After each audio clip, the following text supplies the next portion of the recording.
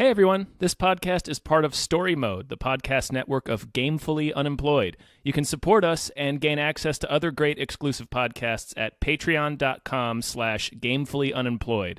That's patreon.com/GAMEFULLY unemployed, which is spelled like it sounds.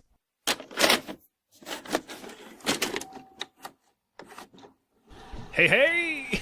Hi, everybody. Hello, hello. My name is David Bell. I'm Tom Ryman. And we just watched Detective Pikachu. Pikachu.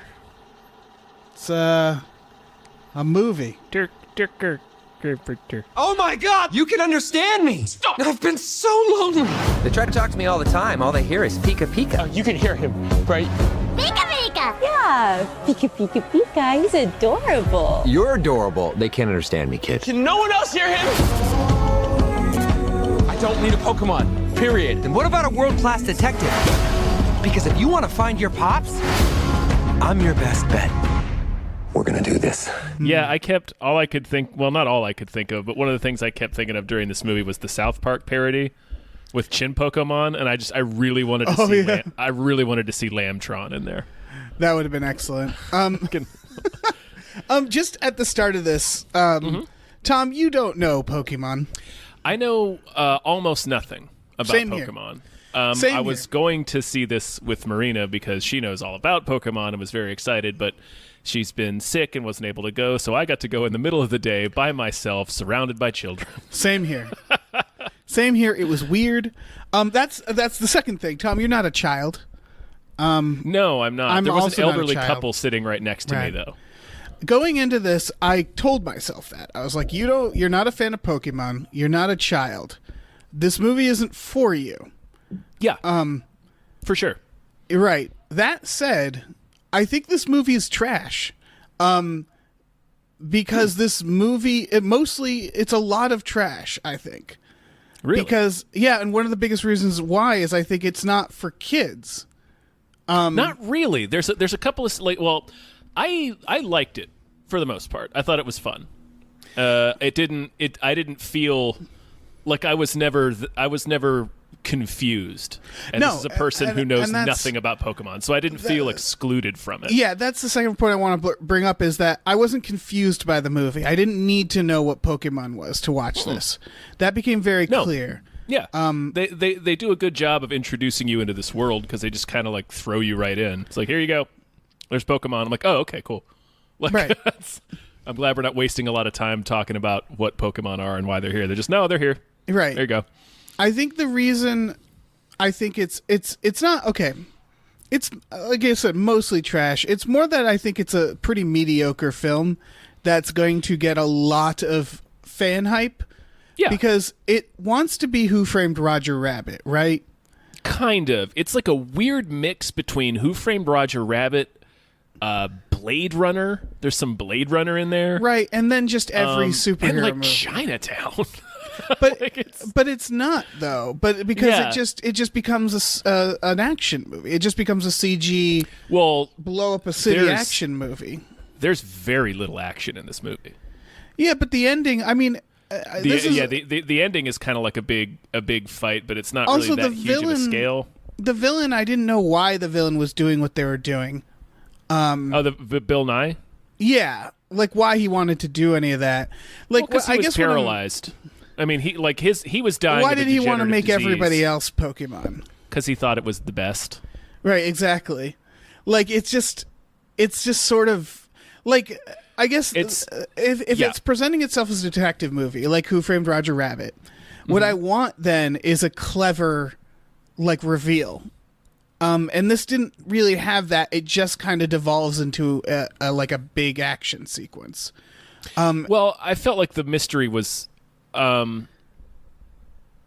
pretty. I mean, it's ostensibly for children, so you pretty much know from the first time you meet him. You pretty much know Bill Nye is the bad guy, and you kind of know what he's doing because we learn that he's got this degenerative disease, and like we know Mewtwo is on the table, and they tell us that Mewtwo is like a Pokemon created by humans, like with gene splicing and shit. So it's like, I was like, oh, okay, he's the bad guy, and he's experimenting with Pokemon to make himself a new body. Like, Yeah, I mean, I think most people knew. I saw Yeah. there's bad reviews of this, so it's like it's predictable, and it's like, well, it's a kids movie. I guess this is my other question. Well, how did the kids in the theater enjoy this movie? I don't know. Okay, because the theater I was in, it was dead silent throughout the movie. Yes. It was filled with kids who are dead silent, and they Yes. kind of looked bored coming out. And the biggest, most excited people I saw were people who were like adults with Pokemon shirts. Someone came out with Pokemon, like a Pikachu hat. Like those were the people who are like, oh, this is great, which is fine if that's what the movie is advertised for. I think this movie is not going to be that enjoyable for children because, like you said, it has very little action. It has a lot of scenes of just people talking. It's mostly people talking. Yeah. And so it feels... And there's a couple of, I mean, there's some, like the comedy in it. I mean, there's some comedy definitely for kids, but there's like a couple of parts where it's like, it seems like it's just Ryan Reynolds riffing. Yes. And he gets a little close to being like, like there was a few times I was like, he is says this someone PG-13? fingered him. Yeah. Yeah. He says someone fingered him. He talks about birth canals. Yeah. Like, And so I guess it being felt the like last time that the main character talked to a woman. right. It felt like it was straddling the is this for kids, is this for adults? And for that reason, like I didn't find the plot very compelling because it's a kind of a kids movie plot. Sort of. Well, like the mystery of it isn't, I don't know. Yeah. The fact that Bill Nighy was evil is a surprise to no one, I don't think. Right. I liked that they made fucking, I guess the reveal that his son, Milo Yiannopoulos there was like secretly a doppelganger thing. A ditto. Was kind of a horrifying reveal, but Yeah. but so was the reveal in Who Framed Roger Rabbit that the guy's It's a a cartoon. cartoon. I feel like if this was any other kids movie, if Pokemon were like, if this was like Ugly Dolls, right? If they were like I don't think people would find this movie very remarkable because No, I don't think there's Pokemon- much to it. Yeah, the Pokemon license is doing like 80% of the lifting here. Yes, I think so. I just don't think this is like that compelling of a movie, which brings me to my biggest gripe about it, which is just a long-term gripe, is that don't make a kids movie telling kids that their parents might not be dead. Yeah. Like that's a really irresponsible thing to do. Your dad might magically come back to life. Yes. How or why, we don't understand. Yes. Well, it's that magical Pokemon, but the movie but, starts like, with why- a car running off the road, my which God. car accidents are a very common way to die. So it starts with a very common type of death. And then it has the main character finding out his father was in that car accident, going to his father's place, dealing with the grief, like crying and trying to accept it, and people telling him like, yeah, you're going through grief. And then the movie's like, but wait, what if he faked his death? Yeah. And then they're right. And that's the other part of this movie is that since it's unremarkable, he didn't fake his death. Like, he's dead. Right, right. It's confusing, the logistics of it. That's the part that was confusing. yes. No, yeah, they start with the idea of he faked his death, and then it turns Yeah. out, no, his soul was put into a Pokemon who But gave his body was still intact somehow. We need to talk about this. Yes. It's really fucking weird. It's really fucked up, and I don't think it's a good kind of fucking weird. It's more of a what the fuck kind of weird. Yeah, the ending to this film is very strange. Yeah, because the movie is saying nothing. It has no messages in it. No. And it's dealing with things that need to have some sort of like the writers need to take care when talking about these subjects, especially in a kids movie. And that's why I think that's why I'm saying this movie is kind of trash. Sorry, I interrupted you. Yeah. Well, no. We definitely should finish this point before we talk about how bananas the ending is. Right. Yeah. No, I think, if you're going to make a movie where the main plot thread, apart from the mystery, is dealing with a kid. I mean, he's an adult, but he's a pretty young it's a kids adult. movie. And it's a movie. Kids movie. Yeah. And if it's a character dealing with grief over the sudden death of his parents, and then you have to be a little responsible with that, even if you're writing like a big budget merchandising commercial of a film. Right. Like, you got to be a little responsible with that. Right. I brought this up on Twitter, and some people, I got immediate pushback from it. And someone was like, "Yeah, it's a noir trope. That's what happens." It's like, yeah, maybe you shouldn't have the noir trope in your movie, in your kids' movie. Yeah. Like, noir films, like, it's that thing of like, yeah, it's a trope, and they wanted to do like a noir story, but I don't think they thought past that idea of just like, yeah, it's cool. It's like The Third Man and shit, and it's like, yeah, but you're making a movie for kids to watch. Mm-hmm. And I haven't seen The Third Man, Dave. Don't spoil it for me. I won't spoil The Third Man. The very old movie, The Third Man. Yeah, fuck. But yeah, you. I think what it was for me that pissed me off is that it's such an irresponsible thing to do in a mediocre movie that a lot of kids are going to see. So this movie, what I did like about this movie, like, it was visually amazing. Yeah, it looks great. It looks fucking fantastic. Ryan Reynolds is always good. That was kind of outdone by just how awful that detail was. Yeah, it's pretty bad. Yeah. But yeah, it's certainly not the first kids movie to do this. No, but to have the parents magically brought back to life. Right. A Wrinkle in Time does it too, and again, very irresponsible. Kind of. Yeah. It's something that like we should just stop doing. Because it's an awful message to give kids in general, not just kids like dealing with grief. It's, I don't know. It just seems like it's maybe it's just because I'm getting older. It just seems like such an there's always been parental deaths in kids movies, and those are awful enough as it is. Like The Land Before Time and The Lion King. Every child. That's the movie the kids should watch to teach them about death, because that movie is relentless. Yes, because at least it teaches them the realism of death, where it's like, no, it's the just permanence of it. Yeah, yeah, exactly. And dealing with that grief and trying to find support from the people around you, like that was the thing. Is when I started watching this movie, I was like, oh, I see what they're doing. He's gonna think his dad's alive, but like the message might be that he's not, or that he has to move on or deal with that. And then it was like, oh my god, are they suggesting he faked his death? What is happening? And then it's just magic, and like, here he is again. It was like, oh, Jesus Christ, Dad really should have stayed dead in the end. Yeah.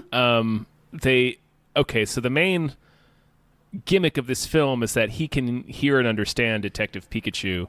Yes. And vice versa. And it's because Mewtwo has placed his father's mind, which was Ryan Reynolds, into this Pokemon because his body was dying. Right, which is... So what the fuck did he do? Like... Yeah. Why? Like, if it's like, well, I'm going to put your mind into Pikachu's body so that I may then repair your body, because he just restores him at the end. It's like, why? Just like fucking fix him there. Like, we see him bring Pikachu back from the brink of death in the film. Like, he clearly fixed Ryan Reynolds' body because he puts him back into his body at the end, and he's just fine again. So it's like, why did he need that extra time? Right. It's a really cool reveal, but again, I don't think it was written good enough. Like, if this wasn't the context of this kid's movie, the idea that it's like, oh, you've been talking to him the whole time, like, that's a cool idea. But that's the problem you just pointed out, is that what is the creature called? Mewtwo, like, has moments alone with them before he changes it back, and it's like, why didn't you do it then? Mm-hmm. Why didn't you just save him right then? Yeah. Like, I get maybe like he was captured right after the car accident or something like that. Like, they could write but he wasn't. He was free. Yeah, they could write reasons why he can't do it, but they don't. Like, they just sort of, it's like, oh, by the way, kid. Have him say, it's like, well, I had to keep him switched to protect your dad, because the bad guys were coming after him. So I kept his mind safe in Pikachu, and I kept his body safe. Why when other people merged with their Pokemon, why couldn't they talk? I don't know. There's a lot of stuff like that. And again, it's a kids movie, sure, but I think kids movies can be better written than this. Like, kids movies don't have to be dumb. Yes. There's a part, and this is a small gripe, when he's fighting the fucking whatever, the changeling, and he sprays it with the gas, and that defeats it. Yeah. But up into that moment, the gas has been established of just making them ferocious and lose control. So I guess for the Ditto, it does a T-1000 death scene where it can't control what it's copying. That's what I took it as. Yeah, I guess that works. And it that basically works. knocks it out. Yeah, I think that. Yeah, I guess that works. But yeah. I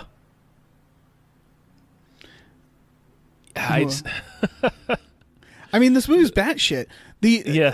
Pikachu sacrifices his body to Ryan Reynolds, and then he comes back at the end, because that was the other shock where I was like, do they kill Pikachu and give him the soul of Ryan Reynolds? Is that what's happening?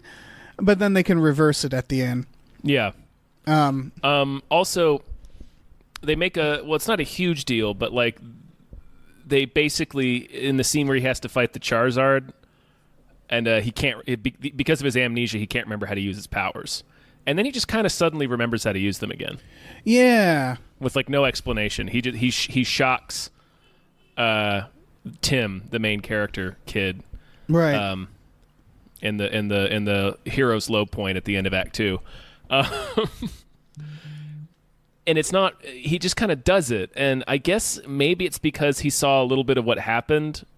Mewtwo showed them part of the memory of what happened. So maybe that like shook loose his memories, I guess. I don't know. But it's to have a whole scene built around the concept of he can't remember how to use his powers. So you're like, oh, okay, so this is going to be a thing where he has to like in a moment to like save his friends or whatever, he's going to have to like really try to remember how to use his powers and dig deep, and it just kind of happens.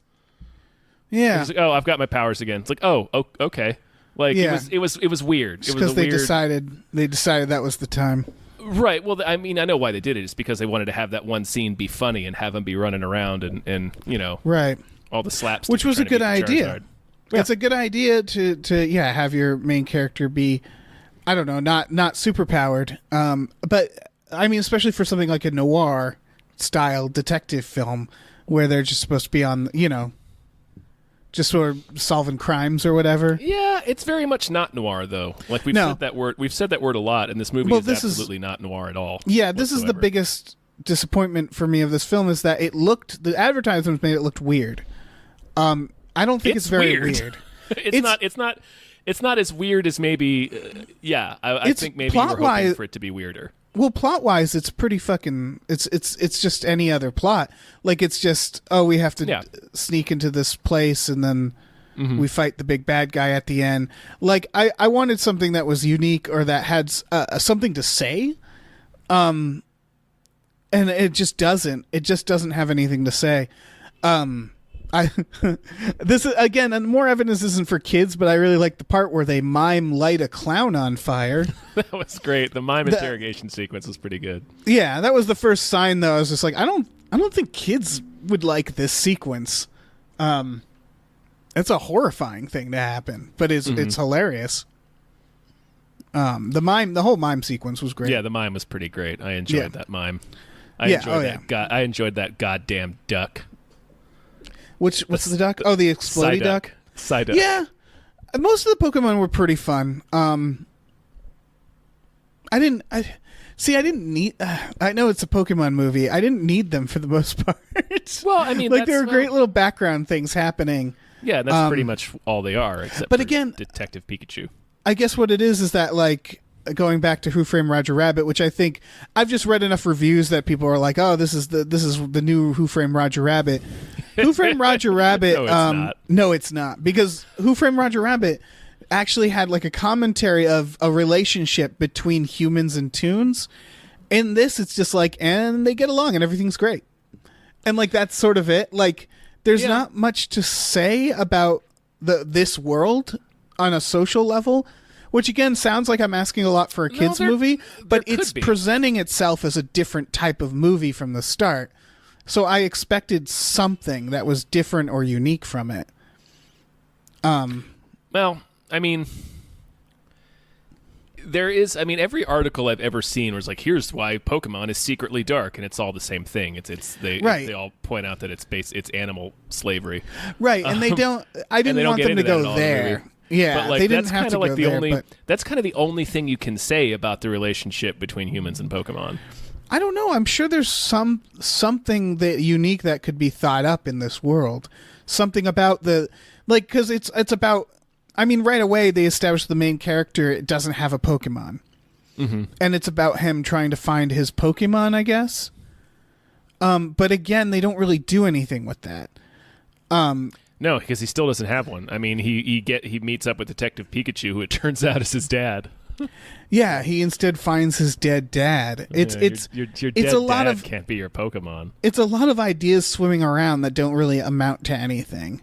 Mm-hmm. And again, I think like just the way this movie presented itself, there needs to be something, right? Because I got so bored when I realized, like, oh, I think this is just a kids movie. Like, I think this is just like Ice Age. Like, I think it's just any other kids movie that came along. But the first Ice Age had some shit to say. Did it? I haven't seen that in a while. Sorry, apologies to Ice Age. Go back and watch that first Ice Age, particularly the cave painting scene. Okay. Like, that's a movie about grief and then finding comfort in the people around you. Like, that's what Ice Age is. It's definitely that. Damn, I might check out some Ice Age. Oh, yeah. I've only watched Ice Age. That first movie's legit. The only time I watched Ice Age, I worked at a movie theater and we paid the projectionist to play it on a non-screening time, which is illegal.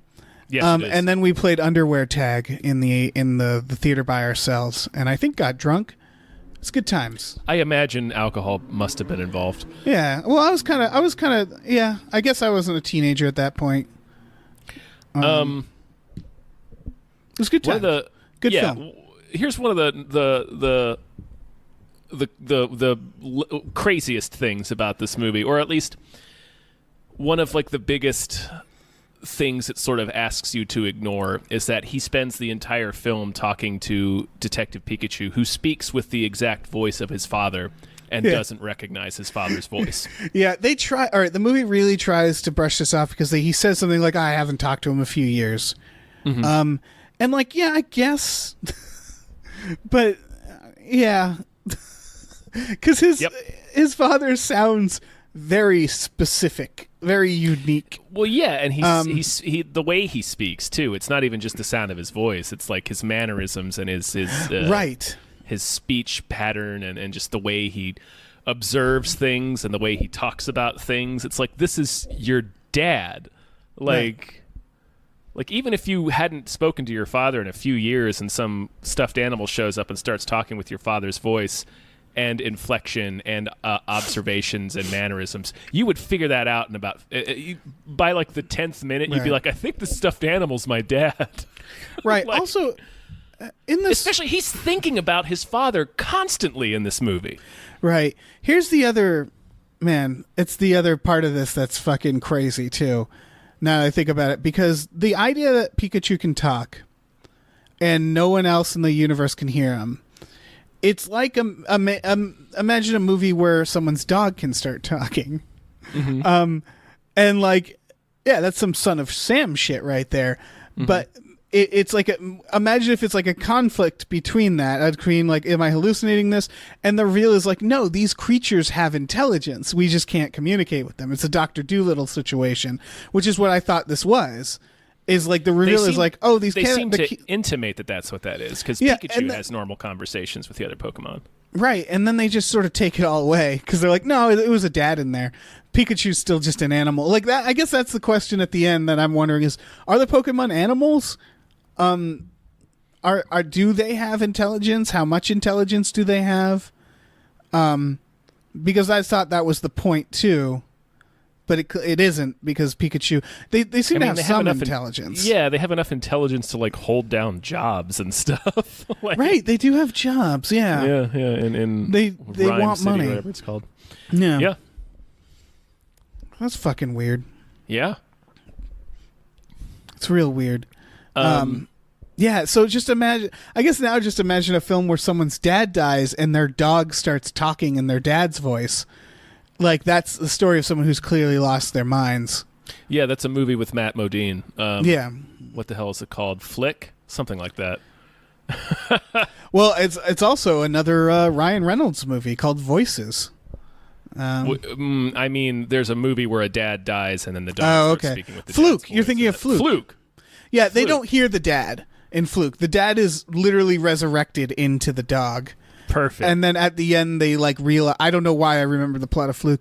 At the end he brings them something of the dad's or something, and the wife realizes like, oh, it's him, which is a weird realization to have about your dog. It sure is. I guess she's gonna fuck her dog now. It's also like Jack Frost. Did you say Jack Frost? I did. Jack Frost. Mm-hmm. When your dad dies and comes back as George Clooney Snowman. See, Jack Frost is a healthier film than this one, because at the end of Jack Frost, he goes away. He says, like, I'll always be watching you and, take care of your mom. And he goes, he dies. This movie doesn't even do that. It's just like, oh, we're back. We can be a family now. I'm alive again. Hi. Yeah. Hi. Let's go do stuff. It's you fucked can up. Come live with me now, son, and we can solve mysteries. Yeah. It's insane. That's an insane ending. It is. Yeah. Man, I just did this movie. I did not like. Yeah, I can tell. I'm gathering that. It was a cross between the scenes were either boring because it was a kids movie, but not like a fun one. Mm-hmm.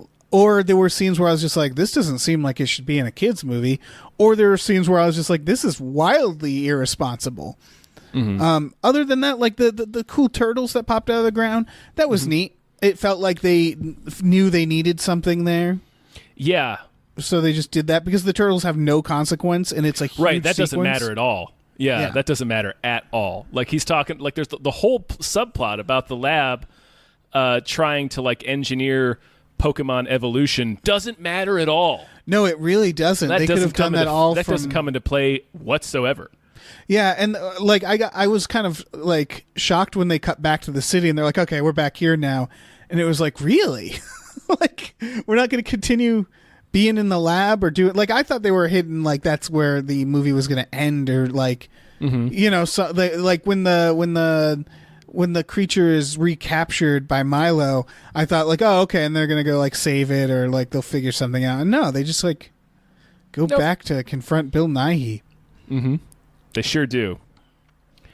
Yeah, it's a pretty weak script. I think so. I think it's a very weak script. I think it's going to get a huge pass on the fact that Ryan Reynolds is in it and that it's Pokemon. But like again, not being a fan of it, I wasn't confused by it, but I didn't care when a specific Pokemon came on screen. Right, it didn't have goodwill with me. It didn't have built-in goodwill.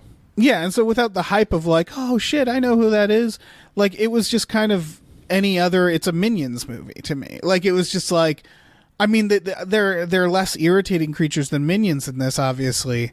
Right. But it's still just like, look at these goofy CGI characters in this like paper thin plot that isn't really about anything in particular and doesn't even really commit to its own premise, like the detective stuff. Like it just sort of, yeah, like Pikachu doesn't do any detecting. Like they just get shown what's happening. Like they get like Bill Nye shows them security cam hologram of the car accident and that his dad was alive when he crawled out of the car, and then like Mewtwo shows them the memory of what happened. Like that's the detective work that they do. Yeah, and he finds a ninja thing on the ground. Right, he finds one of those salamander stars. That's like the extent of. That's the most detecting he does. But he just randomly finds himself there. Like it's when he wanders away, when he breaks up with Tim and is wandering away from the lab, and like he literally says, "Hey, I know this. This is the bridge where we had the accident." So he just like stumbles onto the bridge and then looks on the ground and immediately sees one of the salamander's ninja stars. So he's like, "Oh, one of those guys caused the accident and not Mewtwo." Right. That's the extent of the detective work in this film. You know what would be great if, like, they kill the kid's dad. That's the crime. He goes into the city to go through his stuff. He runs into Pikachu in the apartment, and why can't Pikachu just be an unrelated detective? Being like, your dad came to me before he died. And then it's a detective movie. He still could be his partner. I guess he could still be his partner, yeah. And then I guess it's then just going around town trying to figure out who killed him, which it sort of starts that way, and then it just goes way off the rails from there. It would have been cool. Like, I think up into the mime clown, like the mime clown and up until like the back alley Pokemon fights, like it was it was sticking to its like gritty detective premise, right? Because like the mime clown was an informant for the kid's dad, and then they go to the underground fighting place because that's where the informant tells them to go, and they meet another guy there who tells them where they got this drug from. Right. And if they really want it to be Chinatown or something, like they can do like the villain is trying to like make some sort of money, or there's a resource in the Pokemon that he's converting into energy, or like there's some sort of greedy motivation. Because again, I think the villain's motivation is not something that you could as a detective figure out, because it's just, he wants this thing for no reason. Yeah. Like you could infer it as far as, he wants to get himself a new body, but then like the gas that makes Pokemon crazy, and then the fact that he wants everybody to be Pokemon, that's a little hard to. Right. I mean, it's okay if the scale gets big, because Who Framed Roger Rabbit, what makes it good is it's basically you start with a single murder and it snowballs into, he's building a highway. He wants to build a highway. It's this big conspiracy. And this just didn't have that. It was just like, it's this one crazy rich guy who I guess is trying to make, like, why is all that company, why does he have so many people working for him to do this stuff for no reason other than I'm going to turn into a Pokemon and then make everybody else Pokemon? Like, why any of that? Why Bill Nighy? What's wrong with you, man? Yeah. What did you think? What other characters are there? Ken Watanabe is in it for a little bit. He's great. Yeah, with his little dog. Yeah, I like the reporter lady. She was fine. She felt like, she felt like she could be in a detective thing. She's a bit much when they first meet her. Yes, the first scene, yeah. I couldn't tell what we were supposed to make of her. Right. It's like she's harassing him as he's entering his dead dad's apartment to be like, I know there's a story here. Give me a story. And she shoves his recorder in his face. Yeah, I was all right, calm down. Yeah, yeah. I was irritated with her in that scene because it was just like sure. he's trying to go check out his dead dad's place. Like, get the fuck out of his way. But I assume that's like the point. Down. I guess their relationship, because there's a romantic. They like keep hinting at romance. A little bit. I didn't get any reason there should be. It's more that Pikachu is just like, oh yeah, that chick. I knew you liked her, and it's like I'm not seeing much sparks flying here. No, we're just sort of like, I don't know. We're in the ghost world between is this for kids and is this for adults? Yeah. They wanted to do both. And I think a lot of people are going to be listening to this and disagreeing with me. And I'd love to know why that isn't just because they like Pokemon though. Cuz this movie felt pretty unremarkable. Mm-hmm. I will say sorry. I was saying, it's a movie that, I mean, I enjoyed myself fine while I was watching it. I imagine it's a movie that is going to be fun for Pokemon fans just because it's, it's doing some world building, I guess, and it's like it's throwing all your faves up on the screen there, and it's not like a garbage fire of a film. Like it's right. I would compare this to. Oh, sorry. But yeah, that was the end of my thought. Okay. I think you're right. I think it'll get a lot of goodwill just based on that Pokemon license. Yeah, and I think what I would compare this to is not quite the Teenage Mutant Ninja Turtles movie, because the first one at least was more garbage, I think. Oh yeah, more I would compare it to the Power Rangers movie, because see it.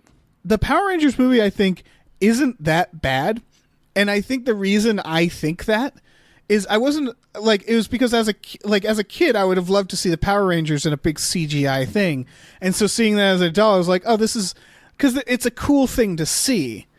Yeah. And so I think as an adult seeing it was just like, oh, this is delightful. It's the fucking Power Rangers, but it's all CGI and shit. Didn't matter that the movie was kind of dog shit. And so I think that's a lot of people, and for justifiably so, are going to be like, I get to see my fucking Pokemon in this universe that's really cool looking. Done in like a really cool way where they look still like Pokemon, but they look like they've lived in the universe. Yeah. Like they look like the environment is like they're interacting with this real environment. Yeah, for sure. And that's a great look for it. But yeah, I just don't, I think if we had made other Pokemon movies up to this point, this one wouldn't be like live action Pokemon. I don't think this would be considered that great by even the fans. I think people would write it off pretty quickly. Yeah, I don't know. I think maybe.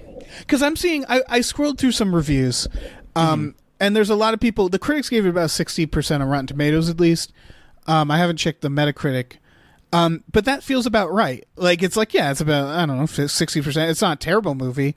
But there was so much fan anger at that 60% of like, no, this is like a 90%. And it's like, no, it's not. It really isn't, guys. There is...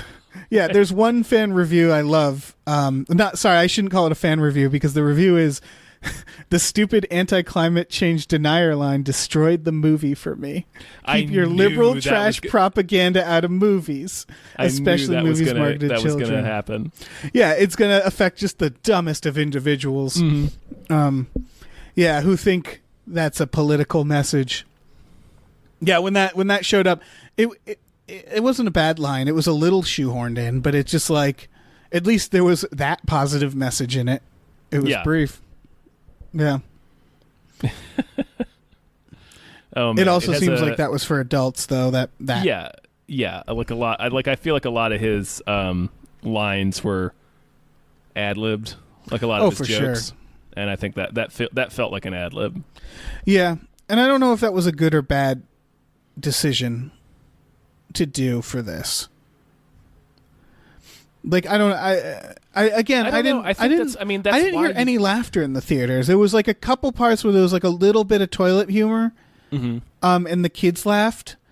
But for the most part, I felt like the jokes were too safe for adults, and they were too adult for the kids. So and again, it was a lot of talking. So like I don't know, maybe I was just in a bad showing of it. Like, I don't know, but I did, like, the audience was. It is very talky. Yeah, the audience was bored. It seemed. Yeah, I overheard people saying they fell asleep as we were walking out. Like, it was just. I don't need. I don't need, like, it was like the part where they're like at the CNM, I think, and they're just like having this long drawn out conversation. And it was just like, what are we doing?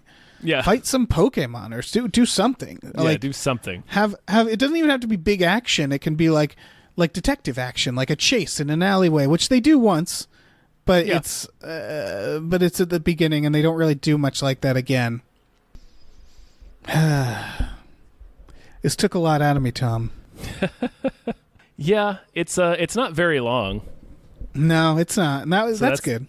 Yeah. Could have been a little shorter. Hour 40 minutes. Kids movies can be like an hour and a half. Yeah, that's fair. This has a 52 on Metacritic. Oh, okay. Yeah, that's where it should be. Yeah, it's about what it. Yeah, I feel like it's about a 52. It's it's fine. Yeah.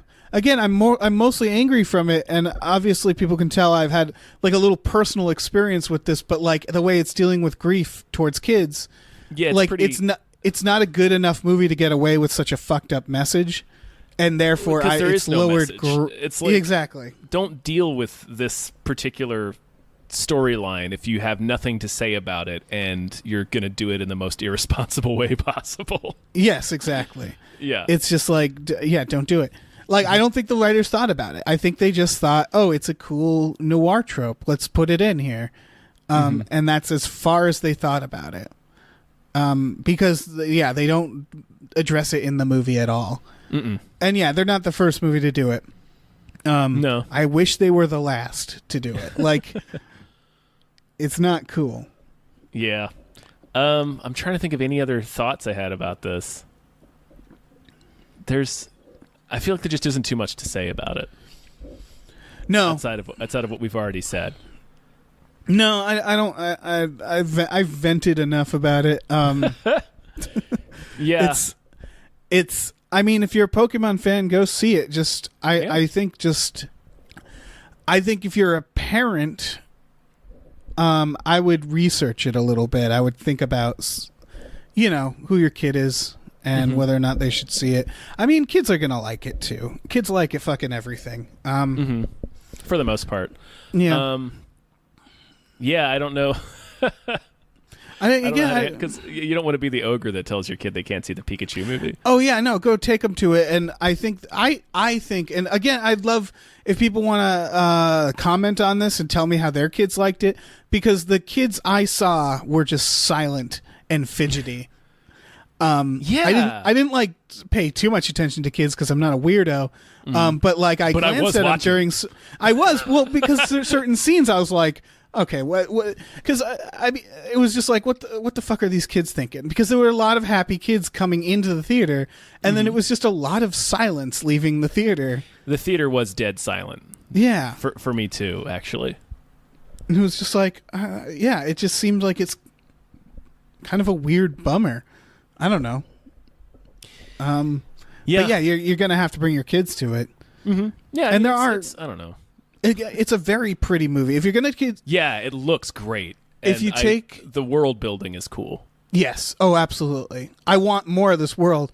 I think if you take your kids to it, do some shrooms before, and then you'll have a great time. Mm-hmm. Don't give them to the kids. That's horribly irresponsible. Definitely drive your children to the movie theater while you're on shrooms, though. Just tripping your balls right off of your body. That. Yeah. Mm-hmm. Yep. That is the way to see this movie. Because there's some scenes that I feel like are visually very great.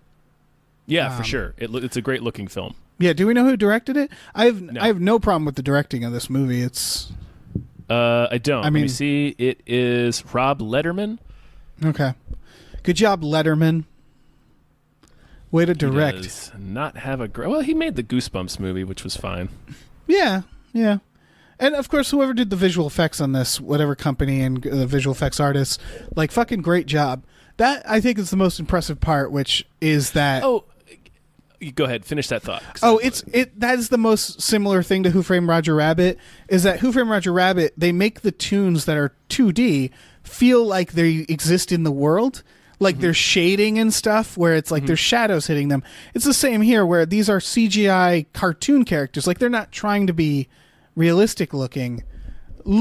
Somehow they're able to fit them in the world, and that looks really good.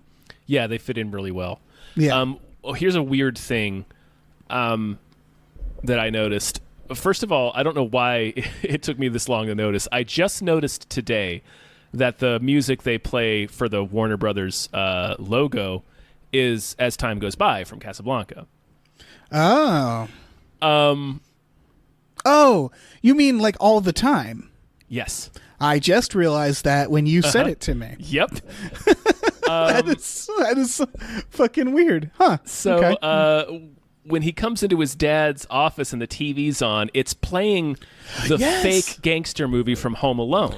I thought that was just a fun nod to Home Alone, but it didn't make any sense. It didn't make any sense making it a nod to Home Alone, and all he does is say, my dad in these old detective movies. Right. You're Warner Brothers.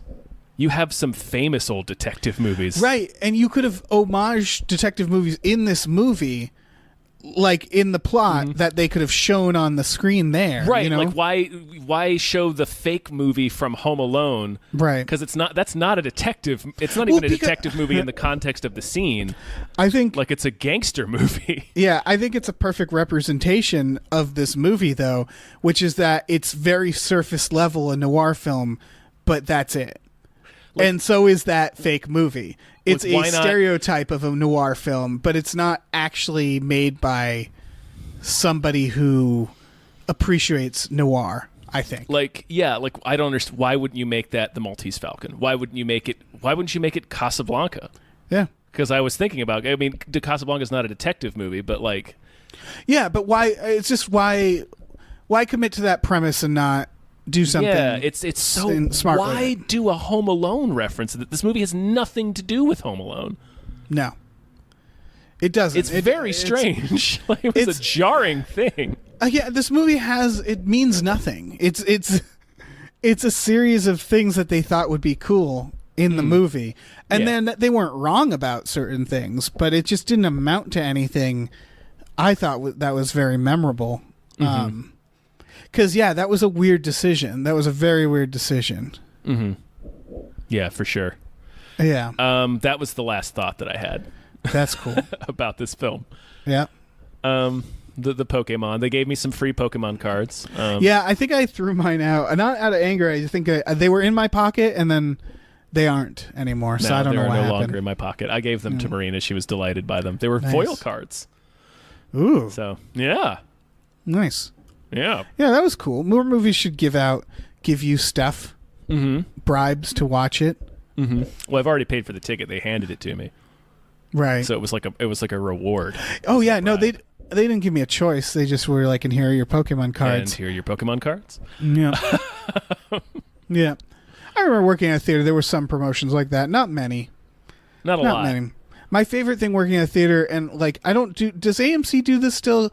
They give you like every month you get a new shirt that was a movie that was coming out. No. It was both a curse and a blessing because it was like every month you get a new fucking shirt. That's actually really cool for just being a human. And just having a new shirt every month for free. But you get everything ranging from Kangaroo Jack to the Lord of the Rings, and it's like, yeah, take the bad with the good here. You can ironically wear a Kangaroo Jack shirt. I would love to have a Kangaroo Jack shirt. Yeah. Like, I don't know what you're complaining about. I don't know where my Kangaroo Jack shirt is anymore. No, I'm not complaining. It was just like, and then there was some like fucking Lord of the Rings shirts. It's great. It's like, and they were like shirts made specifically for the employees. So it's like people were like, where you get that shirt? And it's like, you can't fucking get it. You can't get my Kangaroo Jack shirt, sir. Yeah.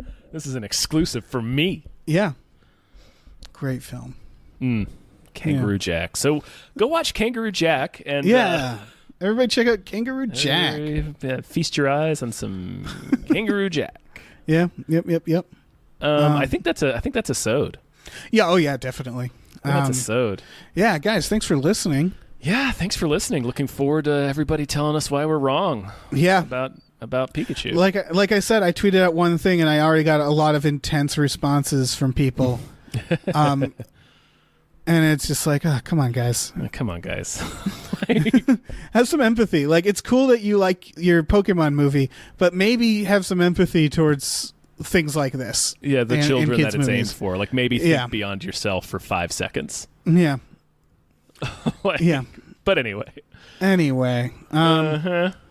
So, what do we got to plug? We got a Patreon.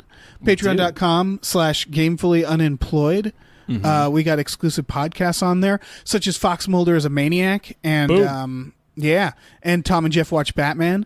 Both great shows. Great shows. Awesome shows. We got t-shirts at tpublic.com/stores/gamefullyunemployed. We have shirts for this podcast and other podcasts. And just some fun stuff. Some fun stuff, you guys. Brand new Fox Mulder design that we're really, really excited about. Yes. So it check is very that out. exciting. Check it out. Check it out. Yeah. Check it the fuck out. Yeah.